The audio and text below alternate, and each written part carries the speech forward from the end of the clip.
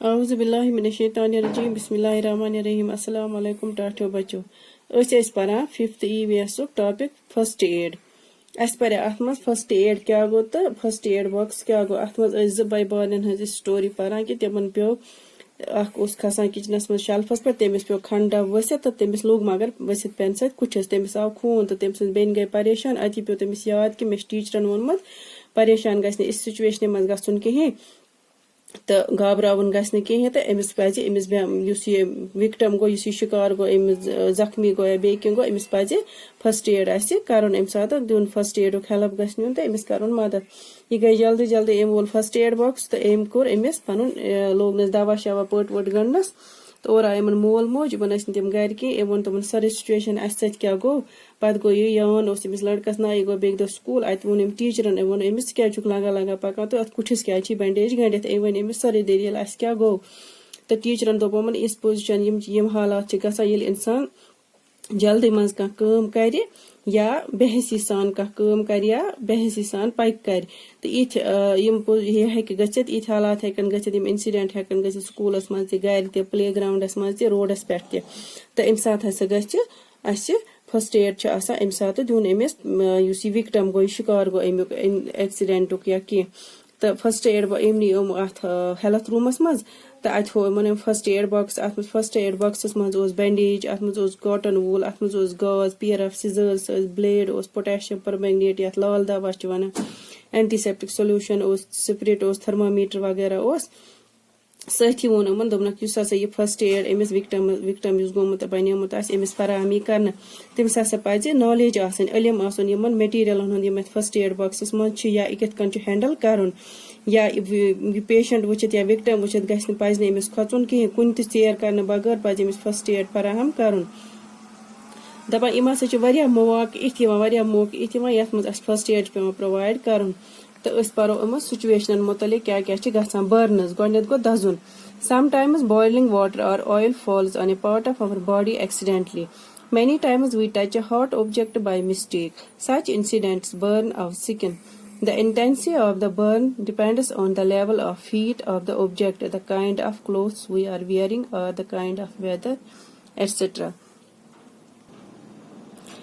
दवा कुन सात क्या गसान तोत आब या तोत तेल पेवान अचानक कुन जिस्म किस कुन हिस्सस पे तो दजान गलती पेवान या कुन सात पेवान तो अम हसा सन स्किन जालान ये तोत आब पे या तोत तेल पे सन स्किन जालान तो अमि ऑब्जेक्ट चीज अमिच हीट अमुक दारमदार अमिस शिद्दुक दारमदार कत चीजस पे कि अस कित पलो लगित या मौसम कित वह one in case of burns what should be done immediately अस क्या पज अगर हसा इंसान दोद अस क्या पज जल्दी जल्दी कर अम खतर यम करें कि डूज तो डोंट्स डूज गो अम काम कर अम साथ जल्दी जल्दी मज अमिस क्या कर डूज परो गोड pour cold water immediately on the burn till the burning sensation stops अमिस त्रावन तुरन आब ताकि अमिस दजनच तह यह गि थोड़ा कम You can keep an ice or cold water pack on the burn.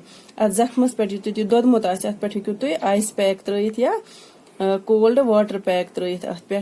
If a person's clothes catch fire, make the person roll on the floor. अगर जन अमिस पलवन नार हेतमुत अमिस छुन अत कमल वालन या छकुन कि यह बिल्कुल जमीनस पे त्रावन अमिस रोल यह डुल डुल पकनावन युथ अमिस यह पलो गसन नार गछ छत दुयम पत go back protect the burn from dust dirt flies etcetera cover it with a thin and light cotton cloth कि यह बर्न गो यतन यह दोद आज यह बचावन गर्द नश ोट नश मच्छो नश वगैरह बे अत तोन कॉटन पलो त्रावन पे if the burn is severe go to a doctor अगर यह दोदमुत ज्यादा अतन जख्म ज्यादा तेल गसन डॉक्टरस नश पत गई डोंट्स क्या कर कहें don't apply ghee oil etcetera on the burn तेल वगैरह गेव अत पे त्रावन कि बल्कि त्रावन तुरन आब don't cover the burn with thick cloth अस मोट पलो अत वलन कहें do not wrap a blanket around a person whose clothes have caught fire अमिस नफरस यम सद पलवन नार हेतमुत यह कमल मज वलन कहें don't tie cloth tightly do not use a dirty cloth गंद कपुर कर इस्तेमाल कहें बे अमिस गंडुन चिर कहें कपुर don't go to a unqualified person. ना अहल इंसानस निश छुन गछुन किहिन. पत सवाल one what precautions should we take while using a gas stove at home? Write any 3 of them. अस क्या एहतियात पजन कर गैस गर गैस स्टोव जाला अस पज कर कि बच पजन अस थावन अम गैस स्टोव नश दूर बचन पजन दिन अस गैस स्टोव जालने कह. नंबर 2 गोड पज अस चेक कर पाइपे मा लीक रेगुलेटरस नश मा लीक यह पज अस चेक कर. नंबर 3 छुन बच अगर गैस जालन अमन बड़ सद मौजूदगी मज गैस जालन. दुयम गो कि क्या इंसिडेंट गसान. दुयम गो heat stroke. During the months of May and June, it is very hot in some northern parts of our country. We experience very hot and strong winds called loo. In those days, दबा सैनिस मुल्कस मज हसा northern हिस्सन मज mess तो जूनस मज आसान वारिया गरम तो अस वुचान कि तेज तो गरम हवा पकान वारिया गरम हवा तथ वनान लू. Due to the heat, the temperature outside is very high.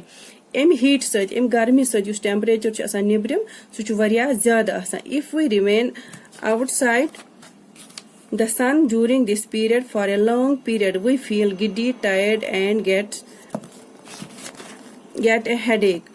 दबा अगर हसा अत दौरान यह लू चलान गर्मी अगर अत दौरान नबर रोजो कि आसो कर वरियास कालस तो अस बसान पन पान थोकमुत सह चक्कर यवान कल दौद. These are the symptoms of a heat stroke. दबा इमे हसा गई अमिक सिम्टम्स हीट स्ट्रोक. वो क्वेश्चन यह one what first aid should be given to victim of a heat stroke. यस नफरस हीट स्ट्रोक गो अमिस क्या पज अस करन. अत डूज द डोंट्स. Do's गई make the patient lie down in a shady place. अस नफर त्रावन पेशेंट त्रावन यमिस हीट स्ट्रोक गो यह त्रावन छाय मज शहलिस मज कुन जाय. In case of high fever, a cold sponge is helpful. अगर जन अमिस फीवर खोत अमिस आब दज करने. 3 give the patient a solution of salt, sugar and lime. You can also give the juice of an unripe mango. अमिस patient अस दिन रलयत नून sugar तो लिम यह रलावन अमिस दिन यह या दिन यमन खाम अम्बन हुन juice. Don'ts go do not covered. Don't crowd around the patient. Amish अंद करजो न जमगट कहीं. Do not cover the patient with any cloth, especially woolen cloth. Amish छुन पलो त्रावन पेट के खास कर गरम पलो. Do not give hot tea or coffee to the patient. निश्च Amish गरम चाय दिन तो निश्च अमिस गरम कॉफी दिन. Ask पत question which are the hottest months in the place where you live. तो ये रोजान छु अत वनु कुम ज्यादा गरम रेत ज या ज्यादा गरम रेत कुछ अगर वो पन्ने कशीर मज जुलाई तो अगस्त ज्यादा गरम यथ लिखो July and August. What is the unit of measuring temperature. Temperature कम सेल्सियस कम मेना यह temperature Celsius.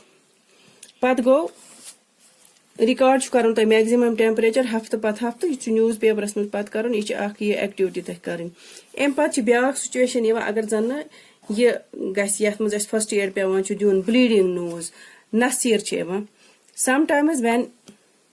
sometimes when it is very hot there may be bleeding from our nose.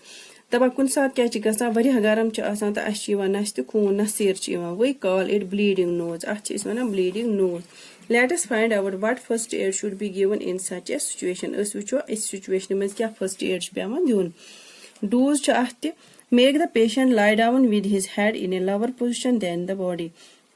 दबा इन नफर त्रोन पेशेंट त्रोन तिथ कनथ कि अत पोजिशन मज लेटोन यह सोन कि अम सुंद कल गस रोजन पन्ने बॉडी निश वारिया बोन. इत शान गुन थवन हयत गर्दन तल यह रोज अमिस पथ कुन. Pour cold water on the patient's head. Amish कलस त्रावन तुरन आब. A cold pack can be put on the nose. Amish हेको अस तुरन आब पैक थयत नस्त पे. पत गई डोंट्स करन क्या अस कहीं. Do not put a pillow under the patient's head. अमिस पिलो थवन कहीं अत कलस तल. The patient must not put his finger in the nose. अमिस पज पन्ने नस्त मज उंगुश त्रावन कहीं. Patient must not blow his nose too often. अमिस पज नस बार बार दन कहीं. फिलहाल गो आज युत तो पगह परो बे क्या सिचुएशन.